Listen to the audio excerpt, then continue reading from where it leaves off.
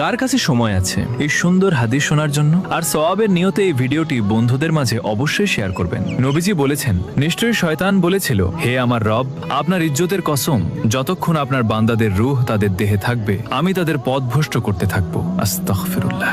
আল্লাহ তাবারাকা ওয়া তাআলা তার জবাবে বলেছেন, আমার ইজ্জত ও আমার জালালের কসম, যতক্ষণ তারা আমার কাছে ক্ষমা প্রার্থনা করতে থাকবে আমি তাদের ক্ষমা করতে থাকবো। সুবহানাল্লাহ। আর আমাদের নবী সাল্লাল্লাহু আলাইহি ওয়াসাল্লাম বলেছেন, আবাদ থাকুক সেই ব্যক্তি যে আমার হাদিস শুনে অন্যদের কাছে পৌঁছে দেয়।